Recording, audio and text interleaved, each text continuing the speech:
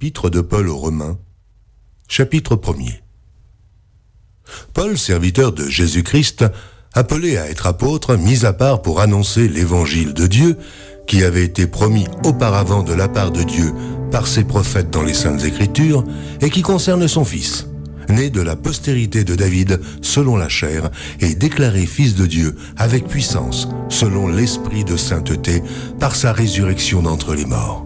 Jésus-Christ, notre Seigneur, par qui nous avons reçu la grâce et l'apostolat, pour amener en son nom à l'obéissance de la foi tous les païens, parmi lesquels vous êtes aussi, vous qui avez été appelés par Jésus-Christ, à tous ceux qui, à Rome, sont bien-aimés de Dieu, appelés à être saints, que la grâce et la paix vous soient données de la part de Dieu notre Père et du Seigneur Jésus-Christ. Je rends d'abord grâce à mon Dieu par Jésus-Christ au sujet de vous tous, de ce que votre foi est renommée dans le monde entier. Dieu que je sers en mon esprit dans l'évangile de son Fils m'est témoin que je fais sans cesse mention de vous, demandant continuellement dans mes prières d'avoir enfin, par sa volonté, le bonheur d'aller vers vous. Car je désire vous voir pour vous communiquer quelques dons spirituels afin que vous soyez affermis, ou plutôt, afin que nous soyons encouragés ensemble au milieu de vous par la foi qui nous est commune à vous et à moi. Je ne veux pas vous laisser ignorer, frères, que j'ai souvent formé le projet d'aller vous voir afin de recueillir quelques fruits parmi vous, comme parmi les autres nations. Mais j'en ai été empêché jusqu'ici. Je me dois aux Grecs et aux barbares, aux savants et aux ignorants. Ainsi, j'ai un vif désir de vous annoncer aussi l'Évangile, à vous qui êtes à Rome. Car je n'ai point honte de l'Évangile. C'est une puissance de Dieu pour le salut de quiconque croit, du juif premièrement, puis du grec, parce qu'en lui est révélée la justice de Dieu par la foi et pour la foi, selon qu'il est écrit, le juste vivra par la foi. La colère de Dieu se révèle du ciel contre toute impiété et toute injustice des hommes qui retiennent injustement la vérité captive. Car ce qu'on peut connaître de Dieu est manifeste pour eux, Dieu le leur ayant fait connaître.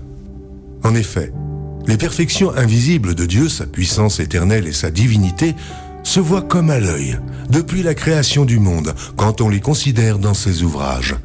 Ils sont donc inexcusables, puisqu'ayant connu Dieu, ils ne l'ont point glorifié comme Dieu, et ne lui ont point rendu grâce. Mais ils se sont égarés dans leurs pensées, et leur cœur sans intelligence a été plongé dans les ténèbres. Se vantant d'être sages, ils sont devenus fous, et ils ont changé la gloire du Dieu incorruptible en image représentant l'homme corruptible, des oiseaux, des quadrupèdes et des reptiles.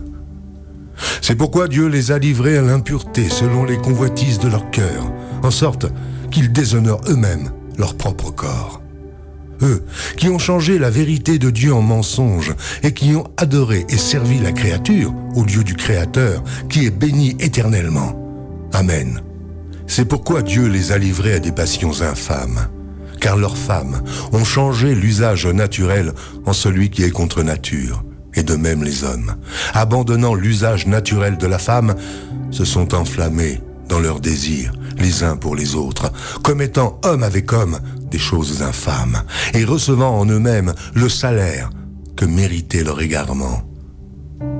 Comme ils ne se sont pas souciés de connaître Dieu, Dieu les a livrés à leur sens réprouvé, pour commettre des choses indignes, étant remplis de toute espèce d'injustice, de méchanceté, de cupidité, de malice, plein d'envie, de meurtre, de querelle, de ruse, de malignité, rapporteurs, médisants, impies, arrogants, hautains, fanfarons, ingénieux au mal, rebelles à leurs parents, dépourvus d'intelligence, de loyauté, d'affection naturelle, de miséricorde. Eh bien, qu'ils connaissent le jugement de Dieu, déclarant dignes de mort ceux qui commettent de telles choses. Non seulement ils les font, mais ils approuvent ceux qui les font. Chapitre 2. Ô homme, qui que tu sois, toi qui juges, tu es donc inexcusable, car en jugeant les autres, tu te condamnes toi-même, puisque toi qui juges, tu fais les mêmes choses. Nous savons en effet que le jugement de Dieu contre ceux qui commettent de telles choses est selon la vérité. Et penses-tu, ô homme, toi qui juges ceux qui commettent de telles choses et qui les fais, que tu échapperas au jugement de Dieu? Ou méprises-tu les richesses de sa bonté, de sa patience et de sa longanimité, ne reconnaissant pas que la bonté de Dieu te pousse à la repentance, mais par ton endurcissement et par ton cœur impénitent, tu t'amasses un trésor de colère pour le jour de la colère et de la manifestation du juste jugement de Dieu qui rendra chacun selon ses œuvres, réservant la vie éternelle à ceux qui, par la persévérance à bien faire, cherchent l'honneur, la gloire et l'immortalité. Mais l'irritation et la colère à ceux qui, par esprit de dispute, sont rebelles à la vérité et obéissent à l'injustice. Tribulation et angoisse sur toute âme d'homme qui fait le mal, sur le juif premièrement, puis sur le grec. Gloire, honneur et paix pour quiconque fait le bien, pour le juif premièrement, puis pour le grec. Car devant Dieu, il n'y a point d'acception de personne. Tous ceux qui ont péché sans la loi périront aussi sans la loi. Et tous ceux qui ont péché avec la loi seront jugés par la loi. Ce ne sont pas, en effet, ceux qui écoutent la loi qui sont justes devant Dieu, mais ce sont ceux qui la mettent en pratique qui seront justifiés. Quand les païens qui n'ont point la loi font naturellement ce que prescrit la loi, ils sont, eux, qui n'ont point la loi, une loi pour eux-mêmes. Ils montrent que l'œuvre de la loi est écrite dans leur cœur, leur conscience en rendant témoignage, et leurs pensées s'accusant ou se défendant tour à tour. Ce qui paraîtra au jour où, selon mon évangile, Dieu jugera par Jésus-Christ les actions secrètes des hommes. Toi qui te donnes le nom de juif, qui te repose sur la loi, qui te glorifie de Dieu, qui connaît sa volonté, qui apprécie la différence des choses, étant instruit par la loi, toi, qui te flatte d'être le conducteur des aveugles, la lumière de ceux qui sont dans les ténèbres, le docteur des insensés, le maître des ignorants, parce que tu as dans la loi la règle de la science et de la vérité. Toi donc, qui enseignes les autres, tu ne t'enseignes pas toi-même. Toi qui prêches de ne pas dérober, tu dérobes. Toi qui dis de ne pas commettre d'adultère, tu commets l'adultère. Toi qui as en abomination les idoles, tu commets des sacrilèges. Toi qui te fais une gloire de la loi, tu déshonores Dieu par la transgression de la loi. Car le nom de Dieu est à cause de vous blasphémé parmi les païens, comme cela est écrit.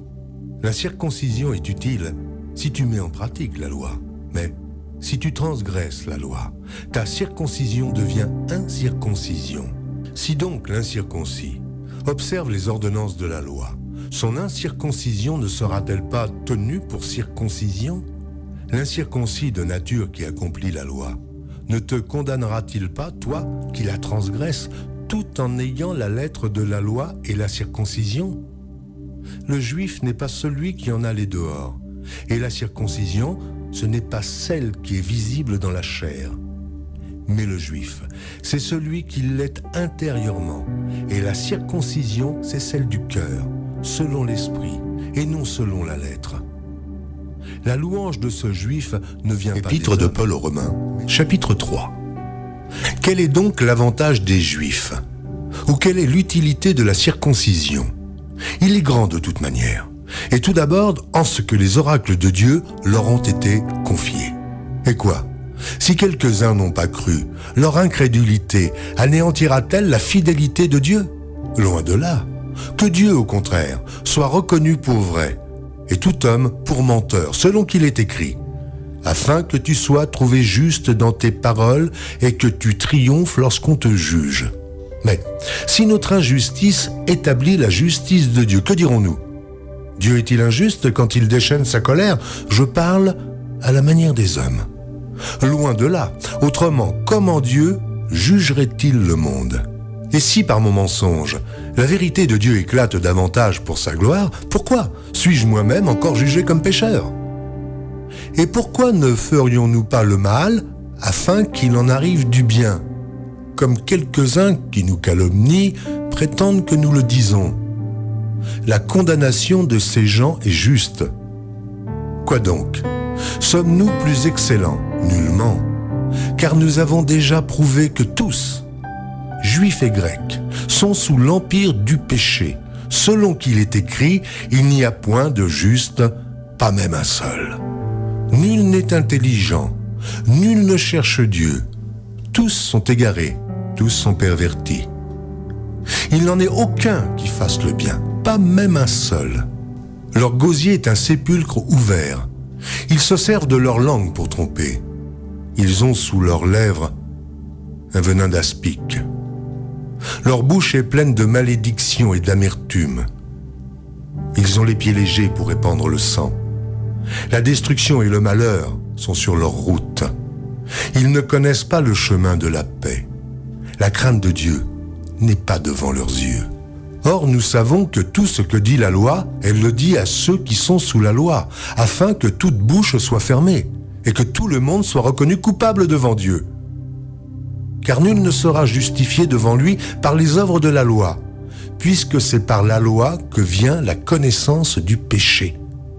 Mais maintenant, sans la loi est manifestée la justice de Dieu, à laquelle rendent témoignage la loi et les prophètes. Justice de Dieu par la foi en Jésus-Christ, pour tous ceux qui croient. Il n'y a point de distinction, car tous ont péché et sont privés de la gloire de Dieu. Et ils sont gratuitement justifiés par sa grâce, par le moyen de la rédemption qui est en Jésus-Christ. C'est lui que Dieu a destiné, par son sang, à être pour ceux qui croiraient victimes propitiatoires, afin de montrer sa justice. Parce qu'il avait laissé impunis les péchés commis auparavant, c'est lui que Dieu a destiné par son sang à être pour ceux qui croiraient victimes propitiatoires, afin de montrer sa justice. Parce qu'il avait laissé impunis les péchés commis auparavant, au temps de sa patience, afin, dis-je, de montrer sa justice dans le temps présent, de manière à être juste, tout en justifiant celui qui a la foi en Jésus. Où donc est le sujet de se glorifier? Il est exclu. Par quelle loi? Par la loi des œuvres? Non, mais par la loi de la foi. Car nous pensons que l'homme est justifié par la foi, sans les œuvres de la loi. Ou bien Dieu est-il seulement le Dieu des Juifs? Ne l'est-il pas aussi des païens? Oui, il l'est aussi des païens. Puisqu'il y a un seul Dieu, qui justifiera par la foi les circoncis et par la foi les incirconcis? Anéantissons-nous donc la loi par la foi? Loin de là. Au contraire, nous confirmons chapitre de Paul aux Romains, chapitre 4. Que dirons-nous donc? Qu'Abraham, notre père, a obtenu selon la chair. Si Abraham a été justifié par les œuvres, il a sujet de se glorifier, mais non devant Dieu. Car que dit l'Écriture? Abraham crut à Dieu, et cela lui fut imputé à justice. Or, à celui qui fait une œuvre, le salaire est imputé, non comme une grâce, mais comme une chose due. Et à celui qui ne fait point d'œuvre, mais qui croit en celui qui justifie l'impie, sa foi lui est imputée à justice. De même, David exprime le bonheur de l'homme à qui Dieu impute la justice sans les œuvres. Heureux ceux dont les iniquités sont pardonnées et dont les péchés sont couverts. Heureux l'homme à qui le Seigneur n'impute pas son péché. Ce bonheur n'est-il que pour les circoncis, ou est-il également pour les incirconcis? Car nous disons que la foi fut imputée à justice à Abraham. Comment donc lui fut-elle imputée? Était-ce après ou avant sa circoncision? Il n'était pas encore circoncis, il était incirconcis. Et il reçut le signe de la circoncision comme sceau de la justice qu'il avait obtenu par la foi, quand il était incirconcis. Et il reçut le signe de la circoncision comme sceau de la justice, qu'il avait obtenu par la foi quand il était incirconcis, afin d'être le père de tous les incirconcis qui croient pour que la justice leur fût aussi imputée. Et le père des circoncis, qui ne sont pas seulement circoncis, mais encore qui marchent sur les traces de la foi de notre père Abraham quand il était incirconcis. En effet, ce n'est pas par la loi que l'héritage du monde a été promis à Abraham ou à sa postérité, c'est par la justice de la foi, car si les héritiers le sont par la loi, la foi est vaine et la promesse est anéantie, parce que la loi produit la colère, et que là où il n'y a point de loi, il n'y a point non plus de transgression. C'est pourquoi les héritiers le sont par la foi, pour que ce soit par grâce, afin que la promesse soit assurée à toute la postérité, non seulement à celle qui est sous la loi, mais aussi à celle qui est à la foi d'Abraham, notre Père à tous, selon qu'il est écrit « Je t'ai établi, Père d'un grand nombre de nations. Il est notre Père devant celui auquel il a cru. Dieu qui donne la vie aux morts et qui appelle les choses qui ne sont point comme si elles étaient. Espérant contre toute espérance, il crut, en sorte qu'il devint Père d'un grand nombre de nations, selon ce qui lui avait été dit, telle sera ta postérité. Et, sans faiblir dans la foi, il ne considéra point que son corps était déjà usé, puisqu'il avait près de 100 ans, et que Sarah n'était plus en état d'avoir des enfants. Il ne douta point, par incrédulité au sujet de la promesse de Dieu, mais il fut fortifié par la foi, donnant gloire à Dieu et ayant la pleine conviction que ce qu'il promet, il peut aussi l'accomplir. C'est pourquoi cela lui fut imputé à justice. Mais ce n'est pas à cause de lui seul qu'il est écrit que cela lui fut imputé.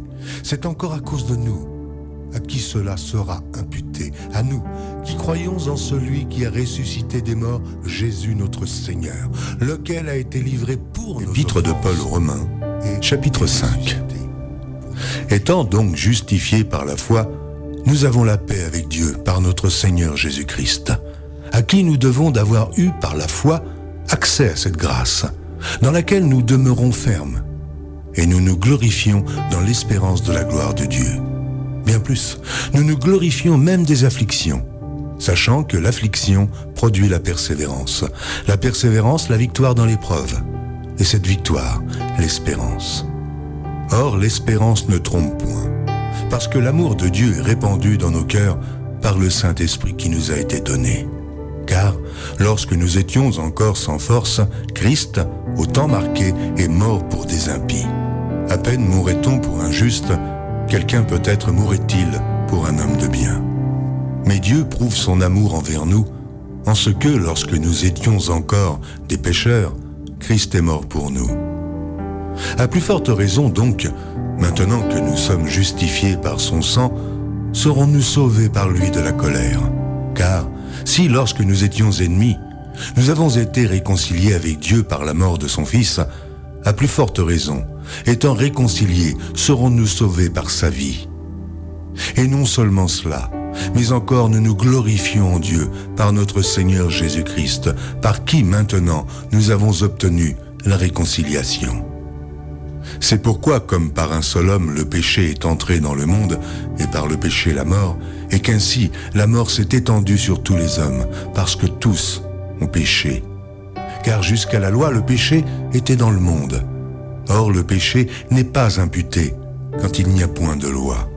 Cependant, la mort a régné depuis Adam jusqu'à Moïse, même sur ceux qui n'avaient pas péché par une transgression semblable à celle d'Adam, lequel est la figure de celui qui devait venir. Mais il n'en est pas du don gratuit comme de l'offense, car si par l'offense d'un seul, il en est beaucoup qui sont morts, à plus forte raison, la grâce de Dieu et le don de la grâce venant d'un seul homme, Jésus-Christ, ont-ils été abondamment répandus sur beaucoup. Il n'en est pas du don comme de ce qui est arrivé par un seul qui a péché, car c'est après une seule offense que le jugement est devenu condamnation, tandis que le don gratuit devient justification après plusieurs offenses. Si par l'offense d'un seul, la mort a régné par lui, à plus forte raison, ceux qui reçoivent l'abondance de la grâce et du don de la justice régneront-ils dans la vie par Jésus-Christ, lui seul. Ainsi donc, comme par une seule offense la condamnation a atteint tous les hommes, de même, par un seul acte de justice, la justification qui donne la vie s'étend à tous les hommes. Car, comme par la désobéissance d'un seul homme, beaucoup ont été rendus pécheurs, de même, par l'obéissance d'un seul, beaucoup seront rendus justes. Or, la loi est intervenue pour que l'offense abondât, mais là où le péché a abondé, la grâce a surabondé, afin que, comme le péché a régné par la mort, ainsi la grâce régna par la justice, pour la vie éternelle, par Jésus-Christ notre Seigneur. Chapitre 6.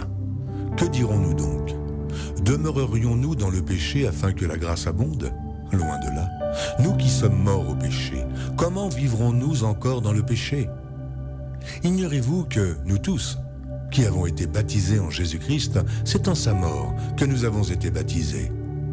Nous avons donc été ensevelis avec lui par le baptême en sa mort, afin que, comme Christ est ressuscité des morts par la gloire du Père, de même, nous aussi, nous marchions en nouveauté de vie. En effet, si nous sommes devenus une même plante avec lui par la conformité à sa mort, nous le serons aussi par la conformité à sa résurrection, sachant que notre vieil homme a été crucifié avec lui, afin que le corps du péché fût détruit, pour que nous ne soyons plus esclaves du péché. Car celui qui est mort est libre du péché. Or, si nous sommes morts avec Christ, nous croyons que nous vivrons aussi avec lui, sachant que Christ, ressuscité des morts, ne meurt plus. La mort n'a plus de pouvoir sur lui, car il est mort. Et c'est pour le péché qu'il est mort une fois pour toutes. Il est revenu à la vie, et c'est pour Dieu qu'il vit. Aussi, vous-même, regardez-vous comme mort au péché, et comme vivant pour Dieu en Jésus-Christ. Que le péché ne règne donc point dans votre corps mortel, et n'obéissez pas à ses convoitises. Ne livrez pas vos membres au péché comme des instruments d'iniquité, mais donnez-vous vous-même à Dieu, comme étant vivants de mort que vous étiez, et offrez à Dieu vos membres comme des instruments de justice. Car le péché n'aura point de pouvoir sur vous, puisque vous êtes non sous la loi, mais sous la grâce. Quoi donc? Pécherions-nous parce que nous sommes non sous la loi, mais sous la grâce? Loin de là. Ne savez-vous pas qu'en vous livrant à quelqu'un comme esclave pour lui obéir, vous êtes esclave de celui à qui vous obéissez, soit du péché qui conduit à la mort, soit de l'obéissance qui conduit à la justice. Mais grâce soit rendue à Dieu, de ce que, après avoir été esclave du péché, vous avez obéi de cœur à la règle de doctrine dans laquelle vous avez été instruits. Ayant été affranchis du péché, vous êtes devenus esclaves de la justice. Je parle à la manière des hommes, à cause de la faiblesse de votre chair. De même donc, que vous avez livré vos membres comme esclaves à l'impureté et à l'iniquité pour arriver à l'iniquité. Ainsi, maintenant livrez vos membres comme esclaves à la justice pour arriver à la sainteté. Car lorsque vous étiez esclaves du péché, vous étiez libres à l'égard de la justice. Quels fruits portiez-vous alors?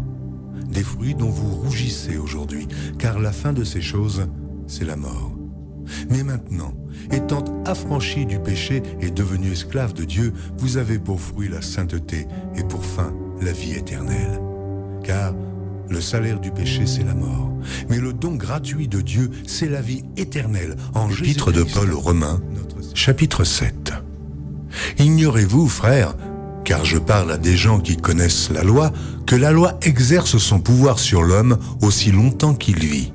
Ainsi, une femme mariée est liée par la loi à son mari tant qu'il est vivant. Mais si le mari meurt, elle est dégagée de la loi qui la liait à son mari. Si donc, du vivant de son mari, elle devient la femme d'un autre homme, elle sera appelée adultère. Mais si le mari meurt, elle est affranchie de la loi, de sorte qu'elle n'est point adultère en devenant la femme d'un autre.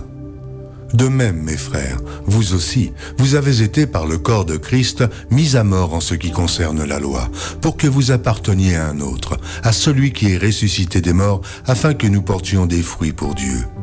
Car, lorsque nous étions dans la chair, les passions des péchés provoqués par la loi agissaient dans nos membres, de sorte que nous portions des fruits pour la mort.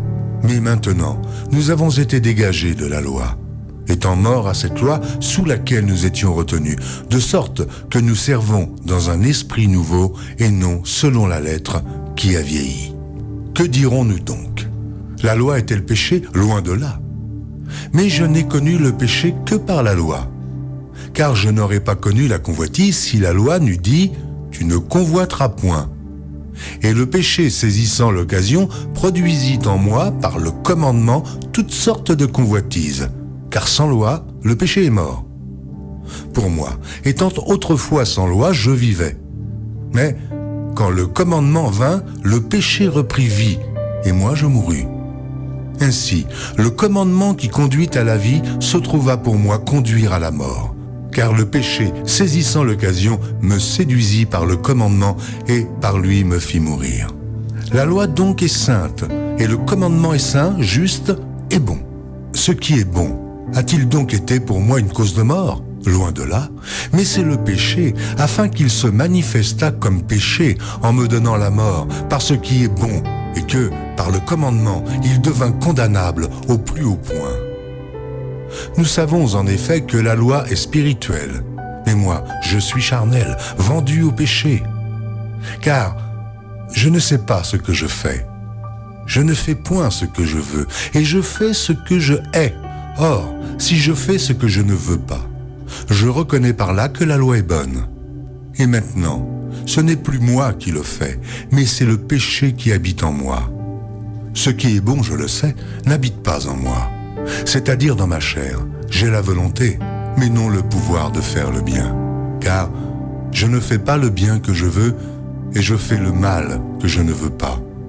Et si je fais ce que je ne veux pas, ce n'est plus moi qui le fais, c'est le péché qui habite en moi. Je trouve donc en moi cette loi. Quand je veux faire le bien, le mal est attaché à moi, car je prends plaisir à la loi de Dieu selon l'homme intérieur.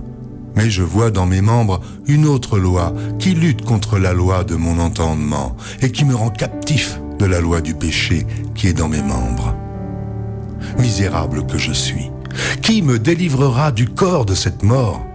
Grâce soit rendue à Dieu par Jésus-Christ notre Seigneur. Ainsi donc, moi-même, je suis par l'entendement esclave de la loi de Dieu, et je suis par la chair esclave de la loi du péché. Chapitre 8. Il y a donc maintenant aucune condamnation pour ceux qui sont en Jésus-Christ. En effet, la loi de l'esprit de vie en Jésus-Christ m'a affranchi de la loi du péché et de la mort. Car chose impossible à la loi, parce que la chair la rendait sans force, Dieu a condamné le péché dans la chair en envoyant, à cause du péché, son propre Fils dans une chair semblable à celle du péché. Et cela afin que la justice de la loi fût accomplie en nous, qui marchons non selon la chair, mais selon l'esprit.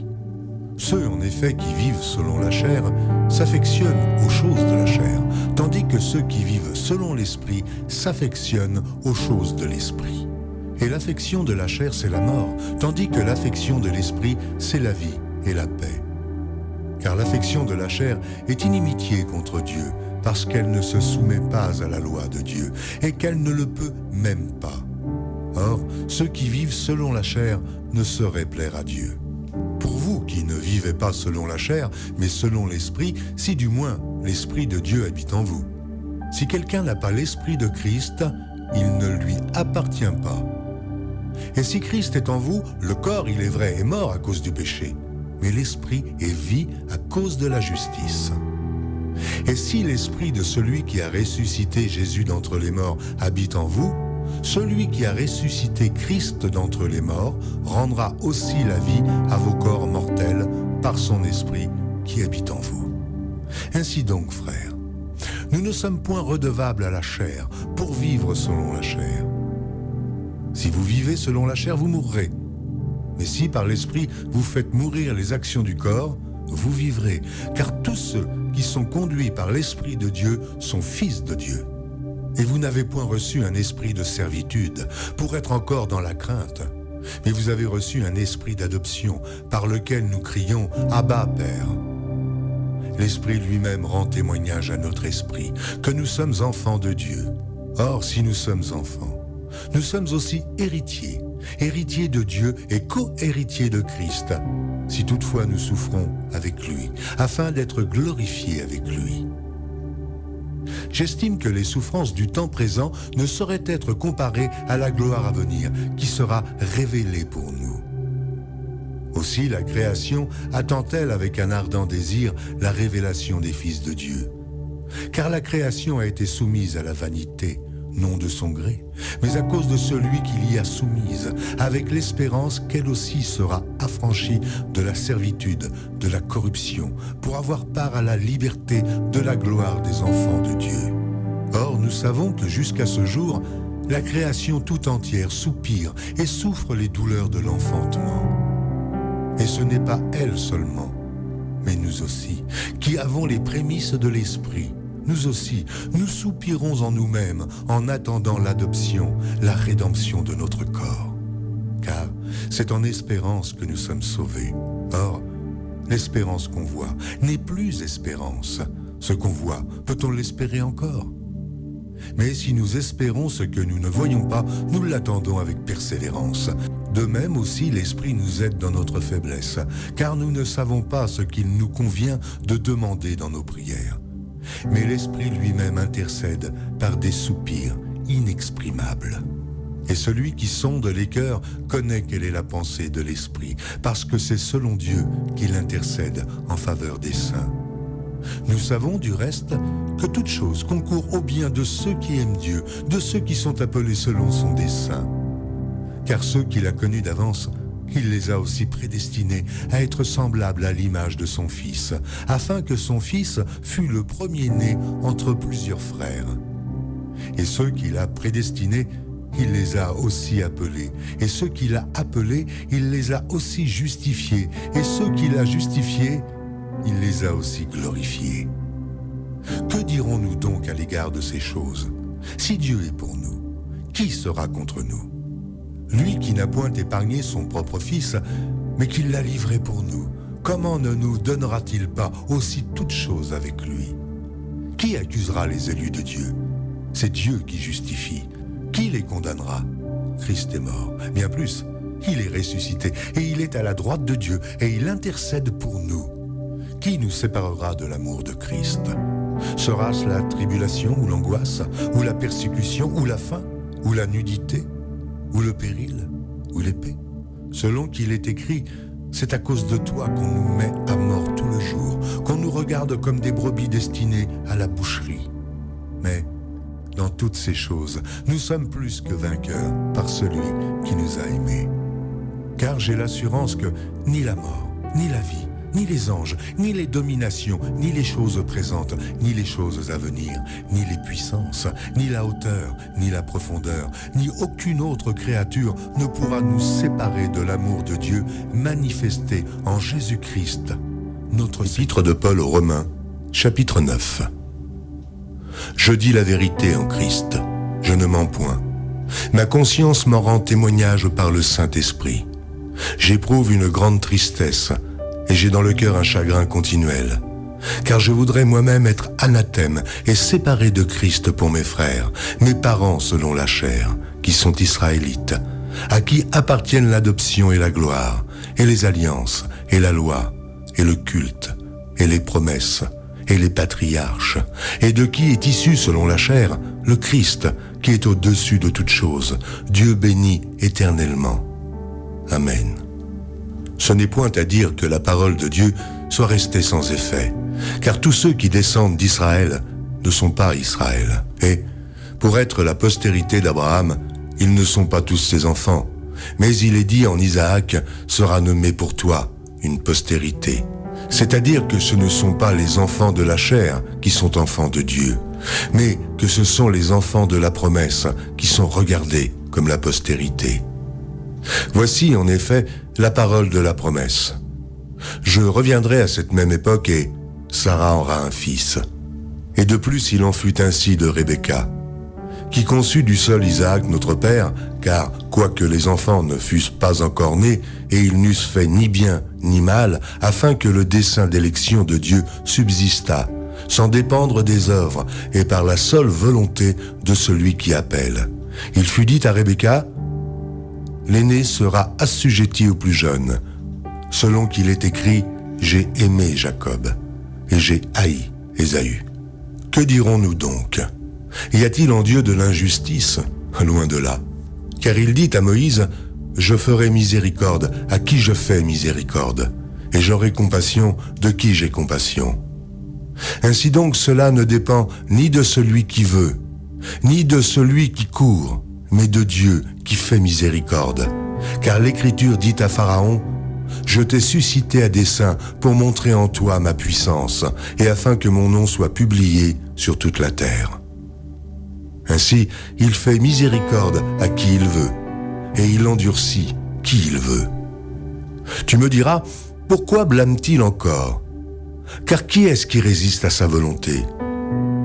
Ô homme, toi plutôt, qui es-tu pour contester avec Dieu? Le vase d'argile dira-t-il à celui qui l'a formé, « Pourquoi m'as-tu fait ainsi ?»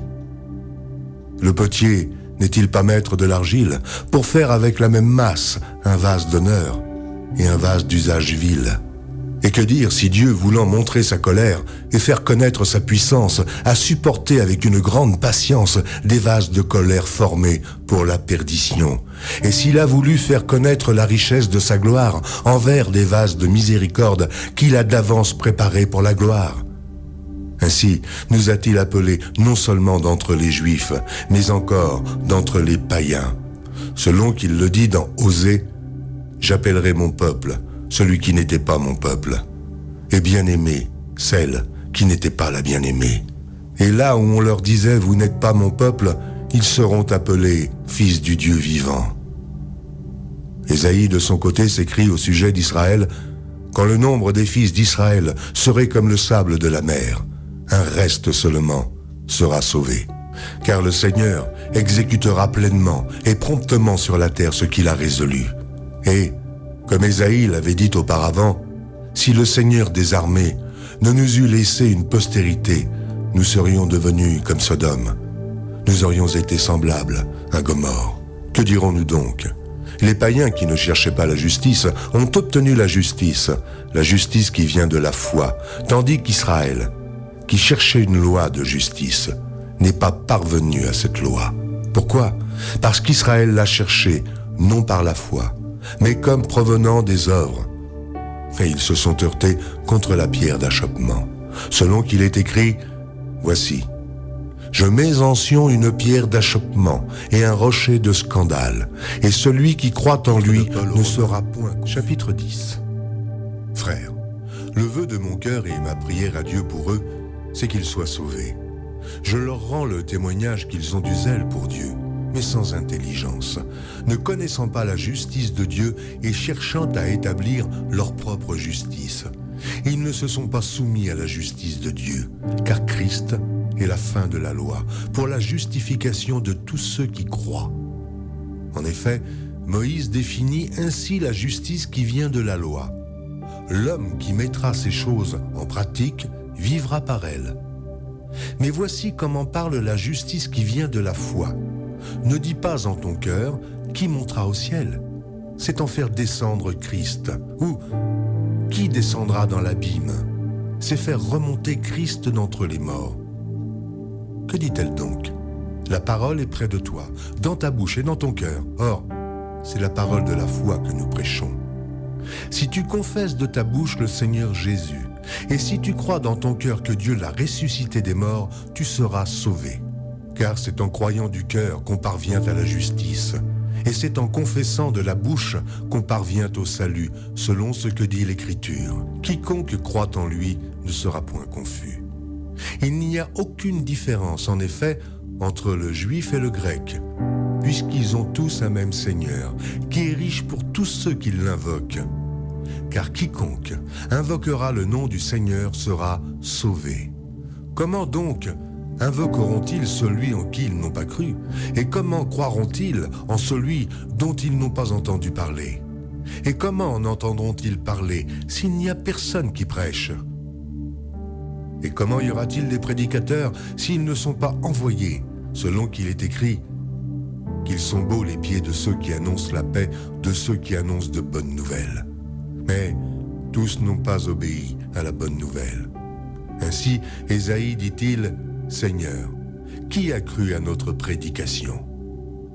Ainsi, la foi vient de ce qu'on entend, et ce qu'on entend vient de la parole de Christ. Mais que dis-je? N'ont-ils pas entendu? Au contraire, leur voix est allée par toute la terre, et leur parole jusqu'aux extrémités du monde. Mais je dis, Israël ne l'a-t-il pas su? Moïse le premier dit, « J'exciterai votre jalousie, parce qu'il n'est point une nation. Je provoquerai votre colère par une nation sans intelligence. » Et Isaïe pousse la hardiesse jusqu'à dire, « J'ai été trouvé par ceux qui ne me cherchaient pas. Je me suis manifesté à ceux qui ne me demandaient pas. » Mais au sujet d'Israël, il dit, « j'ai tendu mes mains. Tout le Épître de Paul aux Romains, chapitre 11. Je dis donc, Dieu a-t-il rejeté son peuple? Loin de là. Car moi aussi je suis israélite, de la postérité d'Abraham, de la tribu de Benjamin. Dieu n'a point rejeté son peuple qu'il a connu d'avance. Ne savez-vous pas ce que l'Écriture rapporte d'Élie? Comment il adresse à Dieu cette plainte contre Israël? Seigneur, ils ont tué tes prophètes, ils ont renversé tes autels. Je suis resté moi seul, et ils cherchent à m'ôter la vie. Mais quelle réponse Dieu lui fait-il? Je me suis réservé 7000 hommes qui n'ont point fléchi le genou devant Baal. De même, aussi dans le temps présent, il y a un reste selon l'élection de la grâce. Or, si c'est par grâce, ce n'est plus par les œuvres, autrement la grâce n'est plus une grâce. Et si c'est par les œuvres, ce n'est plus une grâce, autrement l'œuvre n'est plus une œuvre. Quoi donc? Ce qu'Israël cherche, il ne l'a pas obtenu, mais l'élection l'a obtenu, tandis que les autres ont été endurcis. Selon qu'il est écrit, Dieu leur a donné un esprit d'assoupissement, des yeux pour ne point voir et des oreilles pour ne point entendre jusqu'à ce jour. Et David dit que leur table soit pour eux un piège, un filet, une occasion de chute et une rétribution. Que leurs yeux soient obscurcis pour ne point voir et tiens leur dos continuellement courbé. Je dis donc, est-ce pour tomber qu'ils ont bronché? Loin de là. Mais, par leur chute, le salut est devenu accessible aux païens afin qu'ils fussent excités à la jalousie. Or, si leur chute a été la richesse du monde et leur amoindrissement la richesse des païens, combien plus en sera-t-il ainsi quand ils se convertiront tous? Je vous le dis à vous, païens. En tant que je suis apôtre des païens, je glorifie mon ministère, afin, s'il est possible, d'exciter la jalousie de ceux de ma race et d'en sauver quelques-uns. Car si leur rejet a été la réconciliation du monde, que sera leur réintégration, sinon une vie d'entre les morts? Or, si les prémices sont saintes, la masse l'est aussi. Et si la racine est sainte, les branches le sont aussi. Mais si quelques-unes des branches ont été retranchées, et si toi, qui étais un olivier sauvage, tu as été hanté à leur place et rendu participant de la racine et de la graisse de l'olivier, ne te glorifie pas aux dépens de ces branches. Si tu te glorifies, sache que ce n'est pas toi qui portes la racine, mais que c'est la racine qui te porte. Tu diras donc, les branches ont été retranchées afin que moi, je fusse hanté. Cela est vrai. Elles ont été retranchées pour cause d'incrédulité, et toi, tu subsistes par la foi. Ne t'abandonne pas à l'orgueil, mais crains. Car si Dieu n'a pas épargné les branches naturelles, il ne t'épargnera pas non plus. Considère donc la bonté et la sévérité de Dieu. Sévérité envers ceux qui sont tombés, et bonté de Dieu envers toi. Si tu demeures ferme dans cette bonté, autrement, tu seras aussi retranché. Eux de même, s'ils ne persistent pas dans l'incrédulité, ils seront hantés, car Dieu est puissant pour les hanter de nouveau. Si toi, tu as été coupé de l'olivier naturellement sauvage et hanté contrairement à ta nature sur l'olivier franc, à plus forte raison, eux seront-ils hantés selon leur nature sur leur propre olivier. Car je ne veux pas, frères, que vous ignoriez ce mystère, afin que vous ne vous regardiez point comme sages. C'est qu'une partie d'Israël est tombée dans l'endurcissement jusqu'à ce que la totalité des païens soit entrée. Et ainsi tout Israël sera sauvé selon qu'il est écrit. Le libérateur viendra de Sion, et il détournera de Jacob les impiétés. Et ce sera mon alliance avec eux lorsque j'ôterai leurs péchés. En ce qui concerne l'Évangile, ils sont ennemis à cause de vous. Mais en ce qui concerne l'élection, ils sont aimés à cause de leur Père. Car Dieu ne se repent pas de ses dons et de son appel. De même que vous avez autrefois désobéi à Dieu, et que par leur désobéissance, vous avez maintenant obtenu miséricorde, de même, ils ont maintenant désobéi, afin que, par la miséricorde qui vous a été faite, ils obtiennent aussi miséricorde. Car Dieu a renfermé tous les hommes dans la désobéissance pour faire miséricorde à tous. Ô profondeur de la richesse, de la sagesse et de la science de Dieu, que ses jugements sont insondables et ses voies incompréhensibles, car qui a connu la pensée du Seigneur? Ou qui a été son conseiller? Qui lui a donné le premier pour qu'il ait à recevoir en retour? C'est de lui, par lui, et pour lui que sont toutes choses. À lui la gloire dans tous les siècles. Chapitre 12. Amen. Je vous exhorte donc, frères, par les compassions de Dieu, à offrir vos corps comme un sacrifice vivant, saint, agréable à Dieu, ce qui sera de votre part un culte raisonnable. Ne vous conformez pas au siècle présent, mais soyez transformés par le renouvellement de l'intelligence, afin que vous discerniez quelle est la volonté de Dieu, ce qui est bon, agréable et parfait. Par la grâce qui m'a été donnée, je dis à chacun de vous de n'avoir pas de lui-même une trop haute opinion, mais de revêtir des sentiments modestes, selon la mesure de foi que Dieu a départie à chacun. Car, comme nous avons plusieurs membres dans un seul corps, et que tous les membres n'ont pas la même fonction, ainsi, nous qui sommes plusieurs, nous formons un seul corps en Christ, et nous sommes tous membres les uns des autres. Puisque nous avons des dons différents selon la grâce qui nous a été accordée, que celui qui a le don de prophétie l'exerce selon l'analogie de la foi, que celui qui est appelé au ministère s'attache à son ministère, et que celui qui enseigne s'attache à son enseignement, et celui qui exhorte à l'exhortation, que celui qui donne le fasse avec libéralité, que celui qui préside le fasse avec zèle, que celui qui pratique la miséricorde le fasse avec joie. Que la charité soit sans hypocrisie. Ayez le mal en horreur. Attachez-vous fortement au bien. Par amour fraternel, soyez pleins d'affection les uns pour les autres. Par honneur, usez de prévenance réciproque. Ayez du zèle et non de la paresse. Soyez fervents d'esprit. Servez le Seigneur. Réjouissez-vous en espérance, soyez patients dans l'affliction, persévérez dans la prière. Pourvoyez aux besoins des saints, exercez l'hospitalité. Bénissez ceux qui vous persécutent, bénissez et ne maudissez pas. Réjouissez-vous avec ceux qui se réjouissent, pleurez avec ceux qui pleurent. Ayez les mêmes sentiments les uns envers les autres, n'aspirez pas à ce qui est élevé, mais laissez-vous attirer par ce qui est humble. Ne soyez point sages à vos propres yeux. Ne rendez à personne le mal pour le mal.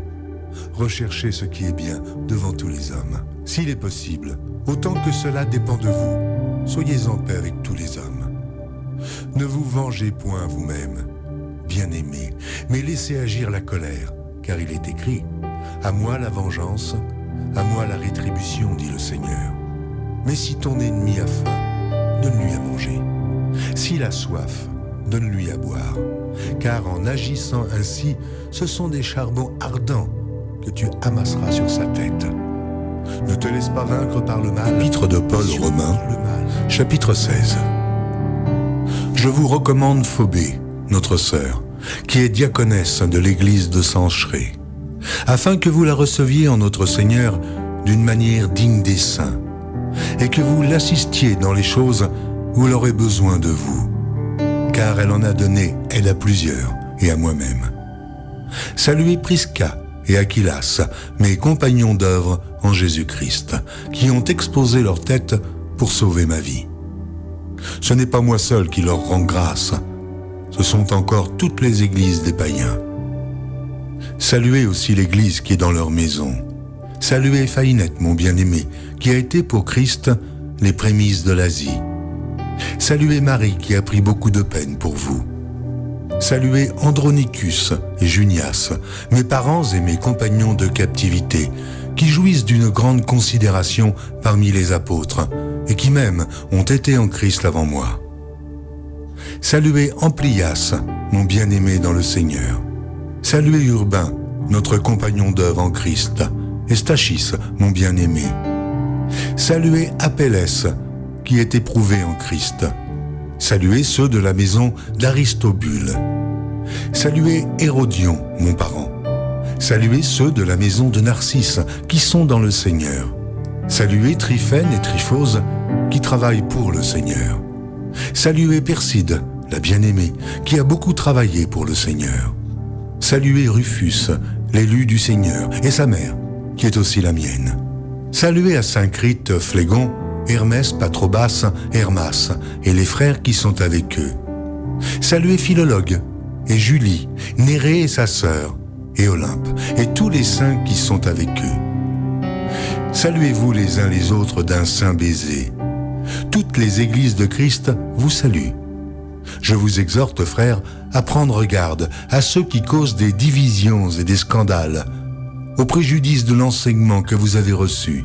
Éloignez-vous d'eux, car de tels hommes ne servent point Christ notre Seigneur, mais leur propre ventre, et, par des paroles douces et flatteuses, ils séduisent les cœurs des simples. Pour vous, votre obéissance est connue de tous, et je me réjouis donc à votre sujet, et je désire que vous soyez sages en ce qui concerne le bien, et purs en ce qui concerne le mal. Le Dieu de paix écrasera bientôt Satan sous vos pieds. Que la grâce de notre Seigneur Jésus-Christ soit avec vous. Timothée, mon compagnon d'œuvre, vous salue, ainsi que Lucius, Jason et Sosipater, mes parents. Je vous salue dans le Seigneur, moi, Tertius, qui ai écrit cette lettre. Gaius, mon hôte, et celui de toute l'Église vous salue. Eraste, le trésorier de la ville, vous salue, ainsi que le frère Quartus. Que la grâce de notre Seigneur Jésus-Christ soit avec vous tous. Amen. À celui qui peut vous affermir selon mon évangile et la prédication de Jésus-Christ, conformément à la révélation du mystère caché pendant des siècles, mais manifesté maintenant par les écrits des prophètes, d'après l'ordre du Dieu éternel, et porté à la connaissance de toutes les nations, afin qu'elles obéissent à la foi. À Dieu, seul sage, soit la gloire, au siècle des siècles, par Jésus-Christ. Amen. Que toute personne soit soumise aux autorités supérieures, car il n'y a point d'autorité qui ne vienne de Dieu. Et les autorités qui existent ont été instituées de Dieu. C'est pourquoi celui qui s'oppose à l'autorité résiste à l'ordre que Dieu a établi. Et ceux qui résistent attireront une condamnation sur eux-mêmes. Ce n'est pas pour une bonne action, c'est pour une mauvaise que les magistrats sont à redouter. Veux-tu ne pas craindre l'autorité, fais le bien, et tu auras son approbation. Le magistrat est serviteur de Dieu pour ton bien. Mais si tu fais le mal, crains, car ce n'est pas en vain qu'il porte l'épée, étant serviteur de Dieu pour exercer la vengeance et punir celui qui fait le mal. Il est donc nécessaire d'être soumis, non seulement par crainte de la punition, mais encore par motif de conscience. C'est aussi pour cela que vous payez les impôts, car les magistrats sont des ministres de Dieu, entièrement appliqués à cette fonction. Rendez à tous ce qui leur est dû, l'impôt à qui vous devez l'impôt, le tribut à qui vous devez le tribut, la crainte à qui vous devez la crainte, l'honneur à qui vous devez l'honneur. Ne devez rien à personne, si ce n'est de vous aimer les uns les autres, car celui qui aime les autres a accompli la loi. En effet, les commandements, tu ne commettras point d'adultère, tu ne tueras point, tu ne déroberas point, tu ne convoiteras point, et ce qu'il peut encore y avoir se résume dans cette parole. Tu aimeras ton prochain comme toi-même. L'amour ne fait point de mal au prochain. L'amour est donc l'accomplissement de la loi. Cela importe d'autant plus que vous savez en quel temps nous sommes. C'est l'heure de vous réveiller enfin du sommeil, car maintenant, le salut est plus près de nous que lorsque nous avons cru. La nuit est avancée, le jour approche. Dépouillons-nous donc des œuvres des ténèbres et revêtons les armes de la lumière.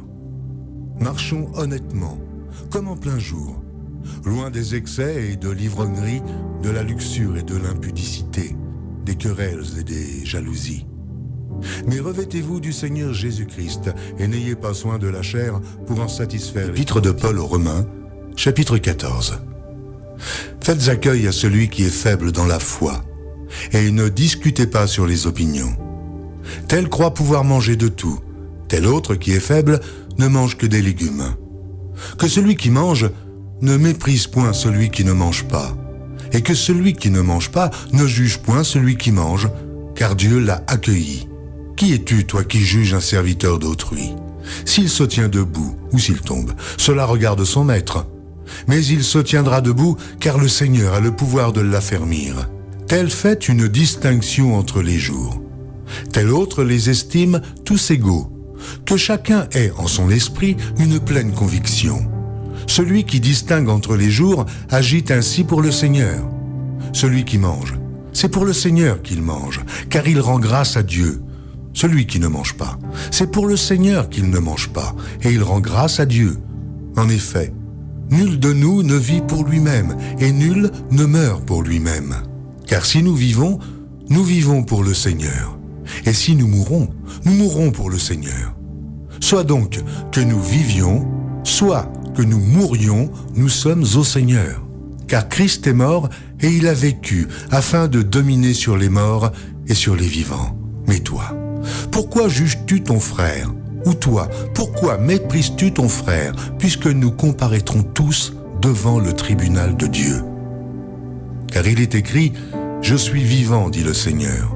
Tout genou fléchira devant moi, et toute langue donnera gloire à Dieu. » Ainsi, chacun de nous rendra compte à Dieu pour lui-même. Ne nous jugeons donc plus les uns les autres, mais pensez plutôt à ne rien faire, qui soit pour votre frère une pierre d'achoppement ou une occasion de chute. Je sais et je suis persuadé par le Seigneur Jésus que rien n'est impur en soi, et qu'une chose n'est impure que pour celui qui la croit impure. Mais si pour un aliment ton frère est attristé, tu ne marches plus selon l'amour. Ne cause pas par ton aliment la perte de celui pour lequel Christ est mort. Que votre privilège ne soit pas un sujet de calomnie. Car le royaume de Dieu, ce n'est pas le manger et le boire, mais la justice et la paix et la joie par le Saint-Esprit. Celui qui sert Christ de cette manière est agréable à Dieu et approuvé des hommes. Ainsi donc, recherchons ce qui contribue à la paix et à l'édification mutuelle. Pour un aliment, ne détruis pas l'œuvre de Dieu. À la vérité, toutes choses sont pures. Mais il est mal à l'homme, quand il mange, de devenir une pierre d'achoppement. Il est bien de ne pas manger de viande, de ne pas boire de vin, et de s'abstenir de ce qui peut être pour ton frère une occasion de chute, de scandale ou de faiblesse. Cette foi que tu as, garde-la pour toi devant Dieu. Heureux celui qui ne se condamne pas lui-même dans ce qu'il approuve. Mais celui qui a des doutes au sujet de ce qu'il mange est condamné parce qu'il n'agit pas par conviction. Tout ce qui n'est pas le produit d'une conviction, épître de Paul aux Romains, chapitre 15. Nous qui sommes forts, nous devons supporter les faiblesses de ceux qui ne le sont pas, et ne pas nous complaire en nous-mêmes. Que chacun de nous complaise au prochain pour ce qui est bien en vue de l'édification. Car Christ ne s'est point complu en lui-même, mais, selon qu'il est écrit, les outrages de ceux qui t'insultent sont tombés sur moi. Or, tout ce qui a été écrit d'avance l'a été pour notre instruction, afin que, par la patience et par la consolation que donnent les Écritures, nous possédions l'espérance. Que le Dieu de la persévérance et de la consolation vous donne d'avoir les mêmes sentiments, les uns envers les autres, selon Jésus-Christ, afin que tous ensemble, d'une seule bouche, vous glorifiez le Dieu et Père de notre Seigneur Jésus-Christ. Accueillez-vous donc les uns les autres, comme Christ vous a accueillis, pour la gloire de Dieu.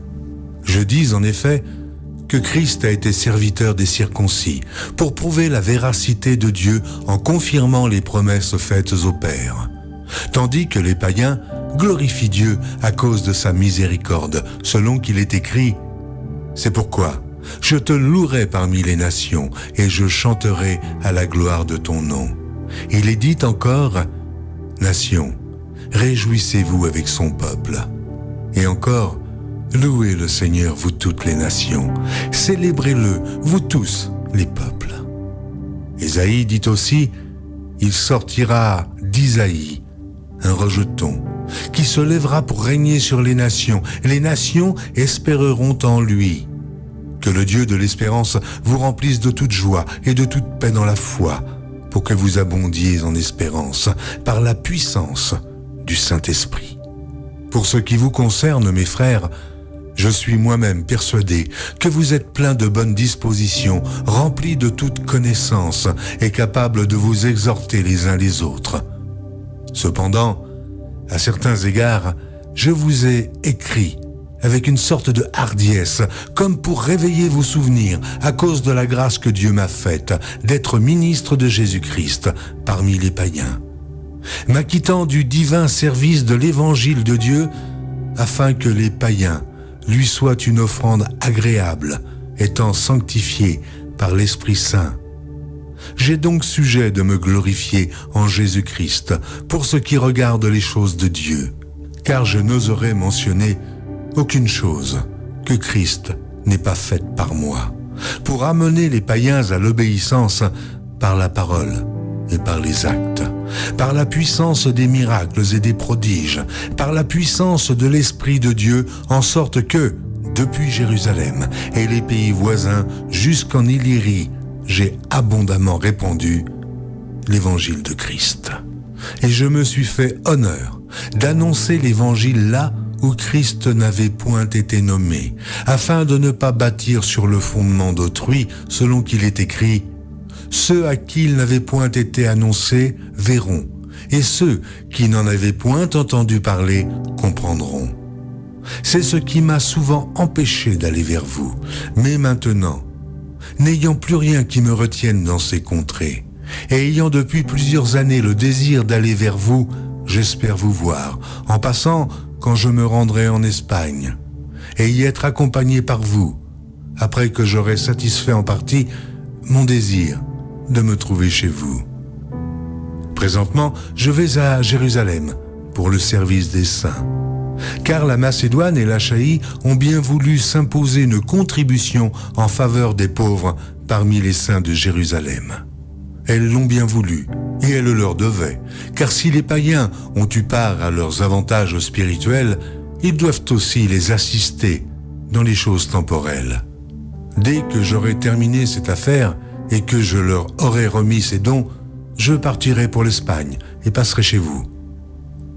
Je sais qu'en allant vers vous, c'est avec une pleine bénédiction de Christ que j'irai.